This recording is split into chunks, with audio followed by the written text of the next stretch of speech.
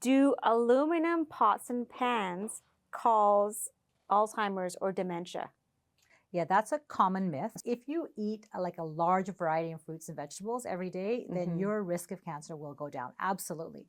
Does it have to be organic though? No. I'm going to change this a bit. Let's talk about what we take as vitamins and supplements. Okay. So I'll start with me. I take iron pills because my iron's low. And I do take vitamin D because of where we live. We don't have a lot of sun exposure. So those are the ones I take. So there's another study that tracked the mental functioning and multivitamin use of almost 6,000 men over 12 years. And they also found that multivitamins did not reduce the risk for mental decline, such as memory loss or slowed down thinking. So sorry, men. Welcome to the Avaaz Podcast. We're the podcast for South Asian women's health and wellness issues. I am Roop, your host. And with me, we have Dr. Nav and Dr. Madhu. And today we're going to talk about some of those little health misconceptions that people have and that they tend to perpetuate. The more we talk about it, the more people think it's real. These are actually myths. So we are happy to bring you many, many myths that not only doctors have been listening to in their practices, but people have been DMing us, messaging us with some of the myths that they've heard, wanting to know if this is the truth or not. For example, you get the cold, you get the flu from being outside in the cold, especially when your hair is wet. I love that one. But we'll talk about that in a bit. Let's start with some of the common myths you guys hear in your practice. And you can sort of dispel these myths and let us know, is it actually based on truth or is it fiction?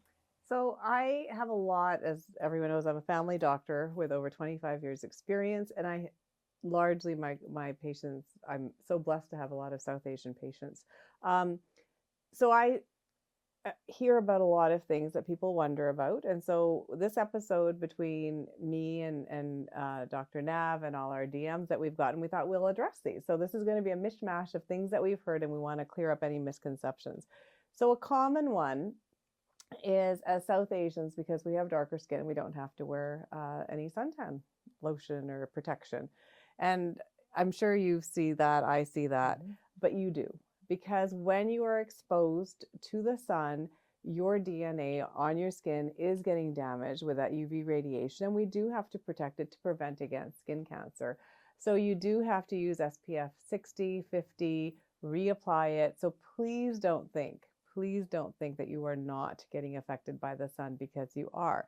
One person I have to, in my own household, tell all the time, and it's not my kids, it's my husband. He loves to golf, and then he'll have a farmer's tan. And I'm like, you need to get the golf sleeves. You need to put sunscreen. Your face is getting damaged from the sunscreen. He's finally starting to listen. Good. Starting.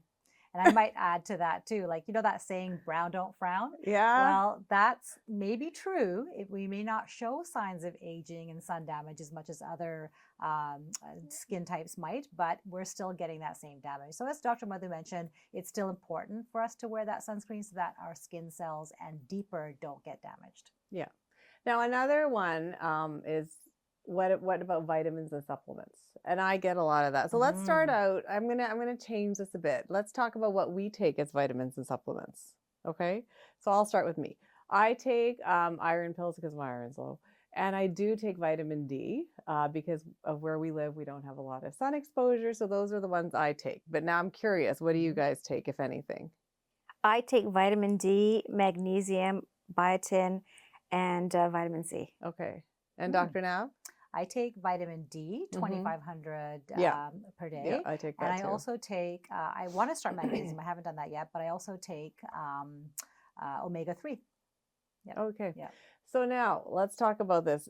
Most research shows that none of these are very helpful. Just letting you know. Doctor, I find that hard to believe because we hear it all over the place. Okay, iron you need. You have to understand this is a huge business too, right? So I mean, why wouldn't you promote vitamins? They're not really going to damage you. So, but are they really helping you? That's what we're trying to figure this out. So I know that between me and Dr. Nav, we looked at some studies and stuff. So pipe in anytime in case I get this wrong. You looked at a meta-analysis research that involved almost 500,000 people, 450,000, which found that multivitamins do not do not reduce your risk of cancer or heart disease.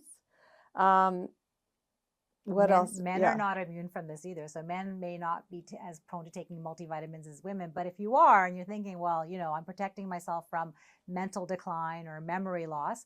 So there's another study that tracked the mental functioning and multivitamin use of almost 6,000 men over 12 years. And they also found that multivitamins did not reduce the risk for mental decline, such as memory loss or slowed down thinking. So sorry, men. Yeah, so basically they've done a bunch of studies on people who have had heart disease and not had heart disease, and they're taking vitamins and supplements. It makes no difference. Are there any benefits, though, of these added vitamins and minerals that we take? So if you are truly low in something, such as iron or vitamin D, yes. But where it is beneficial and we don't measure it is folic acid. Mm-hmm. So folic acid is very important when you're pregnant, and even just before, like if you can say, oh, we're going to try to get pregnant, so about 3 months before, start taking folic acid. Very important for the neural tube development of the embryo. So that is important. Okay, so let's talk about women in our age group, which tends to be most of our audience. Do we need to take any vitamins or supplements? Is there any benefit to that? So this is what we're saying. You don't need to take them. There is no benefit unless you are deficient. Yes. Wow. So if you are low in iron, as I am, or you are low in vitamin D, then yes. Or in our community also, more specific to South Asians, is that our B12 levels can be low due to vegan and vegetarian diets. So I do see that quite often. So you can get that measured from your healthcare provider, your family doctor. But so those are the ones I mainly see. Okay, fascinating, because I've actually had friends ask me and said, can you please talk about this on your podcast? And I thought for sure there were going to be some winners of, we should take this or that. So if we feel better after taking any vitamins, that is just a placebo effect? It's right up It's all in our head. And that matters. Out of your wallet, straight into your mind. Dr. Nav, I've also heard from folks say that, buy organic food, eat organic food. It's better for you. It will prevent cancer. Is that true? So not necessarily. So if you eat a large variety of fruits and vegetables every day, then your risk of cancer will go down. Absolutely. Does it have to be organic though? No. No, because she's right. Like they say, eat a rainbow of food. So they should be colorful food. Yeah. But I was in India 2 years ago, and this just cracks me up. So my Buaji goes, oh no, we go to this market in Chandigarh because they have organic food. And I looked at her, I go, and she's a physician, and I go, Auntie, organic? I go, in India, how do you know it's organic or it's not organic? How do you know where it's going? Is the dirt dirty? Like, you don't know? She goes, we don't know. But we get it anyways. Yeah. So there isn't really any. I mean, I think the reason that this even comes up in discussion is because we talk about the risk of pesticides and other chemicals on the food. And but so organic is better. Yeah.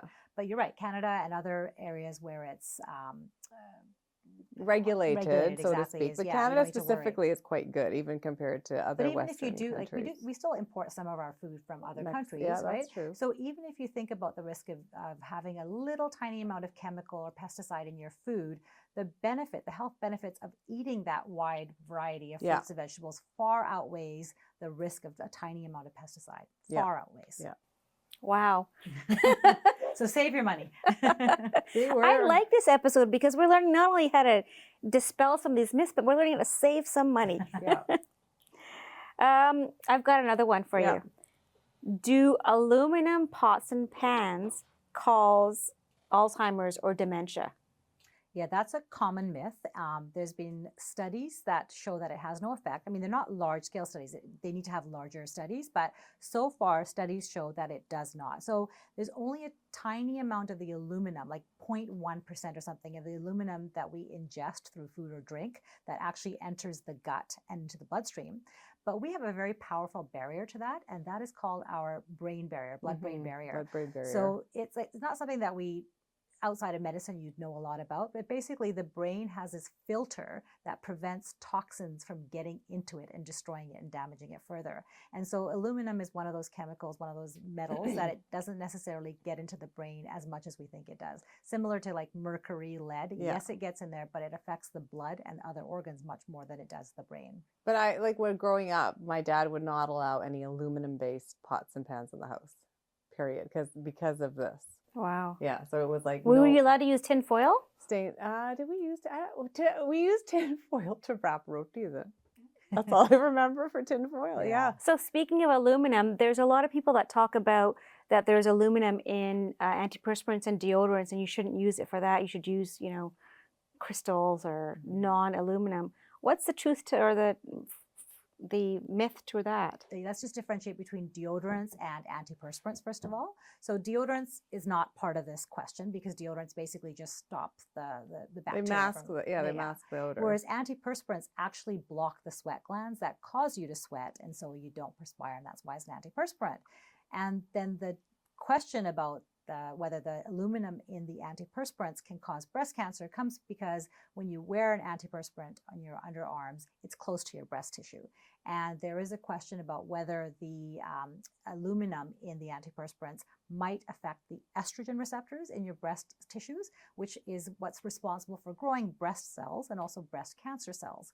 So then the question becomes, well, would that not then promote the growth of breast cancer? But no, studies have not shown that there's any link to breast cancer from using aluminum-based antiperspirants. Again, it's such a small, tiny amount that tiny potential risk is far outweighed by the benefits of not sweating. It's a very tiny amount. So public health notice, please wear deodorant and antiperspirant, especially when you're out in public. Thank you. In small and closed spaces. We have done an episode before on PCOS, which is polycystic ovarian syndrome, and we've talked about why some of the symptoms and what can be done about it. Is there a way to get rid of it entirely? Because I've heard of like some naturopathic or acupuncture or acupressure might help. Well, let's talk about acupuncture in specific. So no, it does not do anything proven. So there haven't been any randomized controlled studies done showing that acupuncture cures or helps with PCOS. However, having said that, I think any mindfulness approach, including acupuncture or yoga or anything else, when that puts you in a better state of mind, that will help with any health problem and how you approach it. So if you're asking me, is it proven? No. Is it harmful? No. So you want to use acupuncture? Go for it. If you want to save your money, just do meditation at home. Yes. So basically now this is a money saving episode. Feels good for this time and place that we're in where everything is costing us more anyways. You might as well take care of your body and save a few bucks. That's the truth. So I don't want anyone to have pin all their hopes into acupuncture as a proven method. It's not proven, but it's not harmful. So no harm. Yeah, essentially, I think what we want to say is that there's no cure for PCOS, but there are treatments that can help you manage it better and have a better life as a result of doing those treatments. And a better state of mind towards it. Yeah. Yeah, that's really good. So I had a neighbor, and she had, I believe it was bowel cancer, and she was in her 30s, and her husband swore that she got this cancer because they had scented candles lit and they had those plug-ins in the wall that release scents. I mean, gosh, I hope that wasn't the reason. Can you guys shed some light on that? I hope not too, because they were on sale and I just bought some at Bed Bath & Beyond for $12.99. 3-wick candles. So I don't know. So I did look this up because I had kind of heard it, but I wasn't too sure about what the facts were. So the reason people were concerned was because of one specific ingredient in certain candles, and that's paraffin. And paraffin is a byproduct of refining petroleum. So it contains this chemical called toluene, which can be, seriously a health risk. But the question is does it actually cause this risk, or is it just because it's present in the candle? And not only the toluene, but also benzene is another chemical that you can find in candles. But the fragrances, the artificial fragrances, and the colorants that they use in candles can also potentially, theoretically, be harmful. But the question is, do they actually cause harm when they are burnt? So what we're looking at is the VOCs, or volatile organic compounds that are created. And depending on what your own underlying risks are, then that's how you decide whether you want to be concerned about it or not. So overall, the studies that have been done haven't shown any relationship between burning scented candles and developing health problems. But you know what? If you've got a history of asthma or emphysema, or you're burning a candle in a small non-ventilated space, then yeah, you might have a little bit more concern than somebody else who's got a very different situation and they're burning the same candle.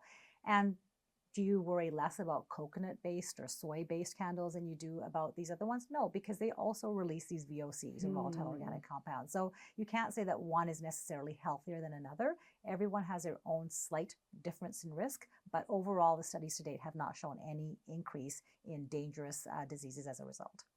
And I think that's the key, that studies to date haven't shown the link.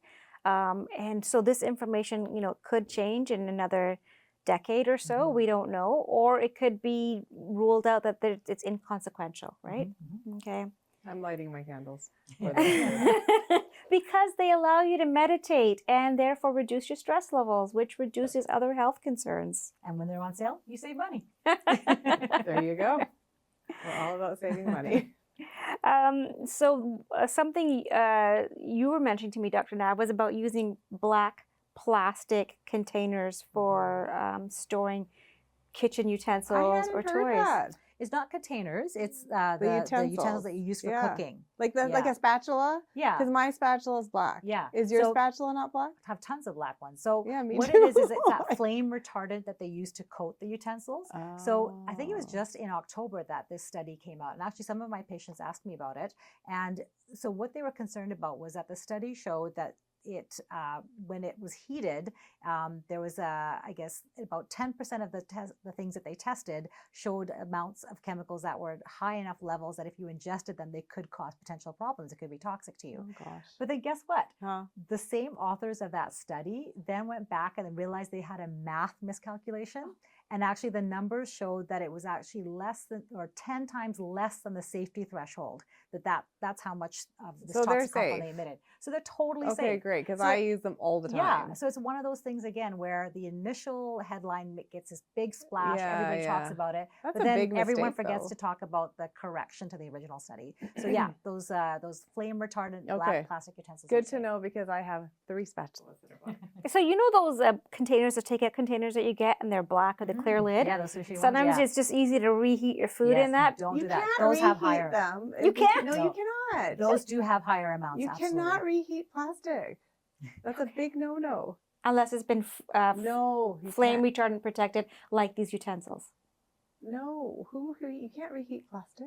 Yeah, just don't. Just don't. Okay, next question. You're scaring me. Next, that's no heating plastic. Don't listen to Ruth. I'm not the doctor, clearly. This is why we're here with these 2 fine, reputable doctors who know what they're talking about. Well, we think we do. Anyways. Next one is about vaccines. Ooh. Okay, so let's talk about vaccines. Hot topic, a little controversial. When is it not hot and controversial? Exactly. So we all pretty much of the same generation, all were vaccinated as children. Our children were all vaccinated as youngsters.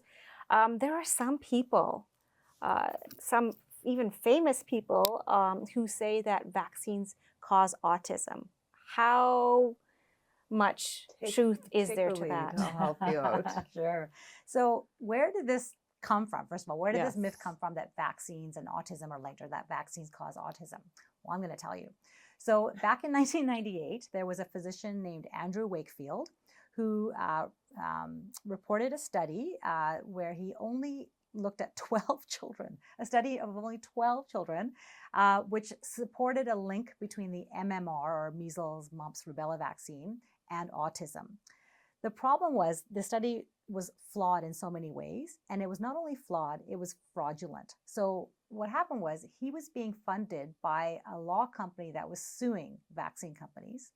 He was also altering patient data. Oh my gosh. And not to mention that he was also producing his own version of the MMR vaccine, which would have been a direct competitor to the ones that were already out there.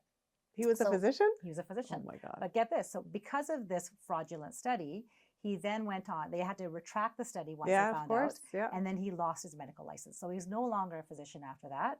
But of course, as what happens with other cases, the headlines made this huge splash. Some people with, power, influencers caught onto this. And that's why we today still have people saying that despite hundreds of thousands of children being checked and tested, that vaccines, that MMR vaccine causes autism. That is absolutely not There's the no case. link at all. There have been hundreds of thousands of children studies, multiple studies done.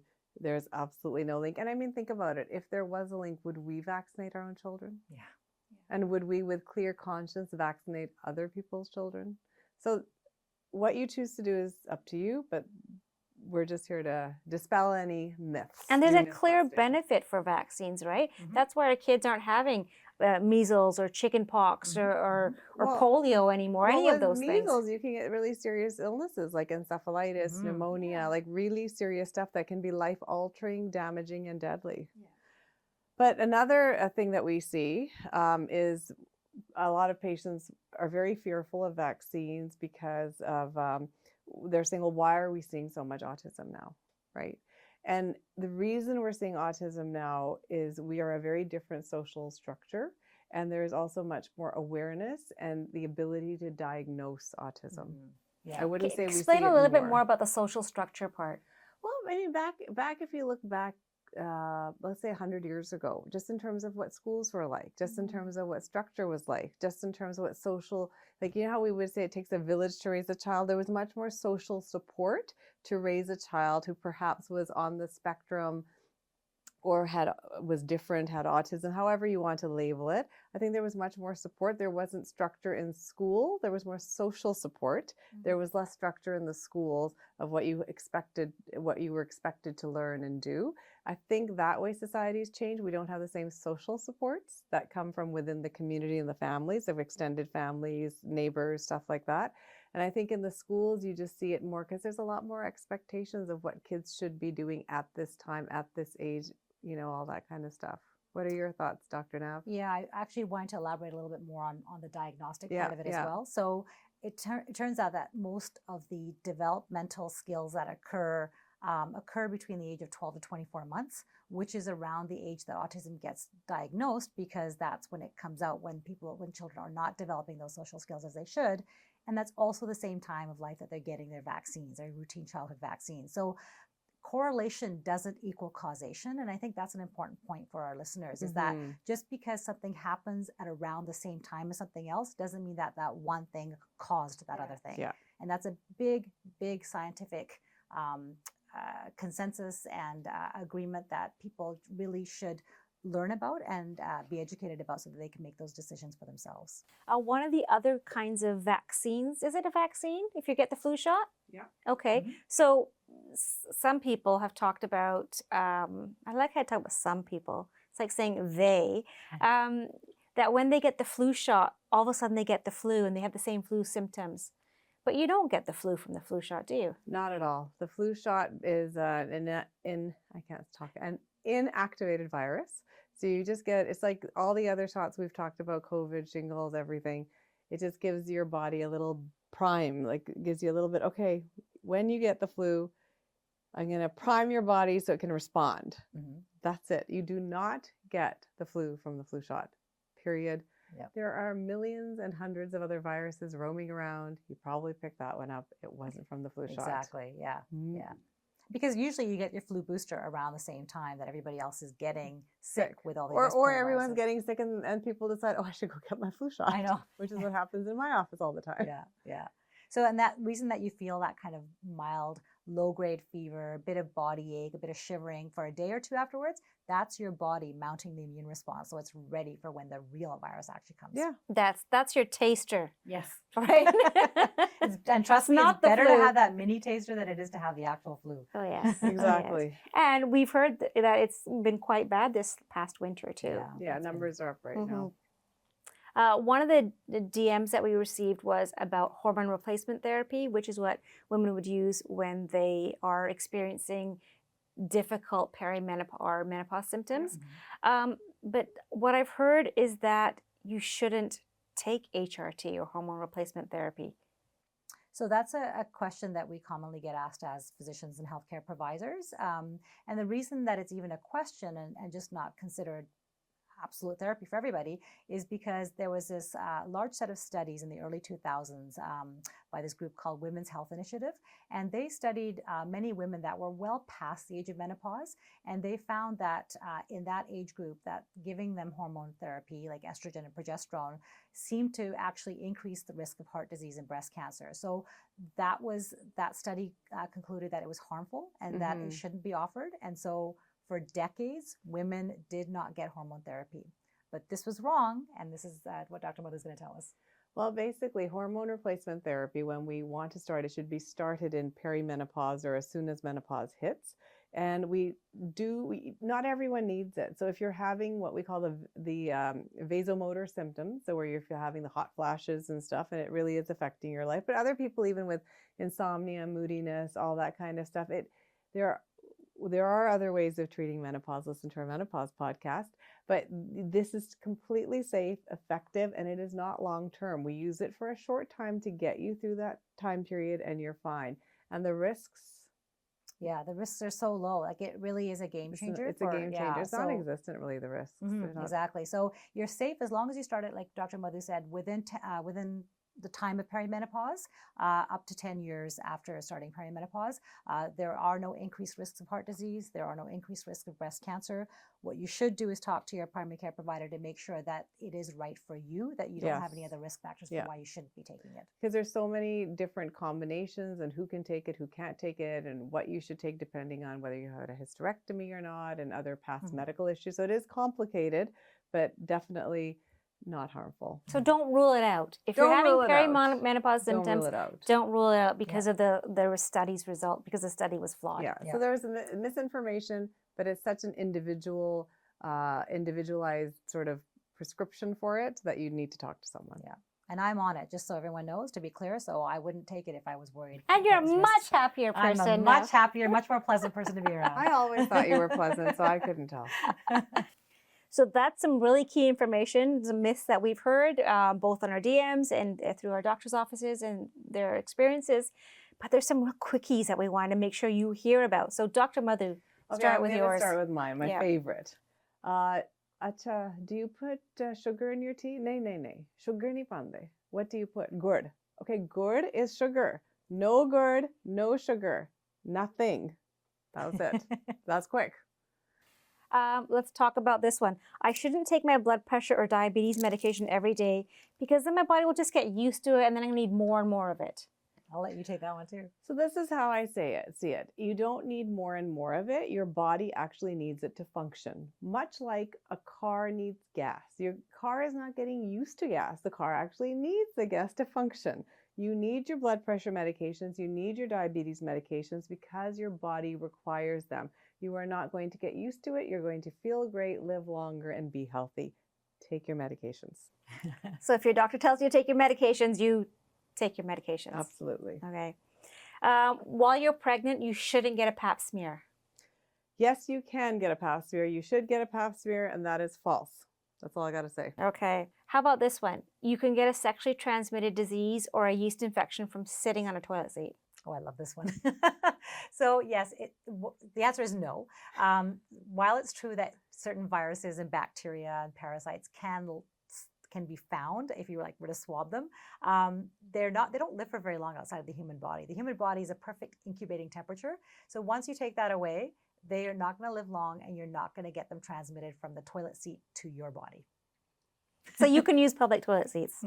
How about this one though? How about this one, which is the one that I led with? You can get the flu from cold weather or weather changes. So when the weather changes from cold to hot or hot to cold. Oh, I want to answer this one. Go ahead. Because my mom was visiting and she said, your house is very cold. Our house is not very cold. And then she goes, "Mainu to thand lagi najla ho gaya, to atte mainu flu ho gaya." And I go, no. And she's an educated woman. She's a dentist. I'm like, no, you did not get a cold from being cold in my house. So no, you do not get a cold. What from weather about this changes. one though, when they say don't go outside with wet hair after you've washed your hair because then you're going to catch a cold? No, it's the same thing with saying you get cold air across your back, so you end up with kidney pain. That is not true. No, I grew up in Edmonton, and I remember washing my hair in the morning, going to the bus stop to go to university, and the ends of my hair would be frozen. I was perfectly fine. Yeah. I did not get a cold. The only thing I will say though is that in cold, dry air, your mucous membranes or the lining of your nose and your mouth will also dry out. And usually when they're wet, which is what they're supposed to be all the time, they help protect against Yes. germs that are flying in. So they stick to that and then they don't get any further. But in cold, dry situations, then you might be more prone to having drying out, and so those germs can get in faster. But it doesn't mean it gives you the cold. It means it might be making you a little bit more prone to it, but it's not anywhere near what people You're not say. getting a cold. Okay, Exactly. perfect. Okay, this one is a little more serious. When you have a child with an addiction problem or a mental health problem, their quick fix is to get them married. Well, this is I'm saying this very seriously. I do see this in my practice, and I think it's very troublesome, and it's very stressful for the parents as well as the child if they are going through an addiction problem, a mental health issue. And I think it's really important to get proper help for your child. And we have great resources where we live in North America, so we're very blessed. But getting them married is not the solution. So bas ब्याह करा देने फिर इन्हें ठीक हो जाना. That's not a solution, because what you're doing is you're putting the problem on somebody else, and you're creating another stress for your child. They can't navigate themselves, and for them to navigate life with another partner is very stressful. So you're not being fair to them, and you're especially not being fair to someone else's child. So if your child is suffering, please get them the proper resources and help so that they're better and they can make better choices moving forward. Thank you. I think that was really important for people to hear, even if it's something they're considering. Okay, a couple more here for you. Doing housework or even walking around the house to do normal activities like, getting out of bed and going to the washroom, that's exercise. Who asked that question? That is so not true. Yeah, we've mentioned before on our podcast episodes about how much exercise is right for you and what constitutes exercise. So anything that gets your heart rate going higher for at least 30 minutes, 5 days a week is considered exercise. Anything less than that, that is not a full complement of fitness activity. So bas na kar devi turdi firdi rehniya. No? Nope, sorry. No. Okay, next. Make your heart rate increase, and then you can consider that exercise, right? Exactly. Okay. I feel fine, so do I really need to get a cancer screening? There's nothing wrong with me. Yes, you do. And that's the beauty of cancer screening. We're getting screened while we feel fine so that we can catch cancers at an early stage. When you're not feeling fine, it's not, it's scary. It's not good. So if we have the ability to do preventative strategies like your pap test, colon cancer, breast cancer screening, do it. And we have an entire set of episodes on that as well. Yeah. Exactly. This has been such a fun episode to record with you. Thank you for teaching me, and I'm sure our listeners have learned a few things here as well. I want to make sure that we all are sharing this information, so please listen to our episodes. We have episodes, as Dr. Nav said, on menopause. We've talked about various vaccines in the past as well, so please tune in. You can find us on YouTube, on Instagram, Facebook, what else? TikTok. We're on TikTok now as well. So we are wherever you are. Listen, subscribe, like, and please share with your friends and family. We're here for you. Thanks for listening to Avaaz, the podcast. I'm Roop with Dr. Nav and Dr. Madhu. The information in this podcast is not a substitute for professional medical advice, diagnosis, or treatment.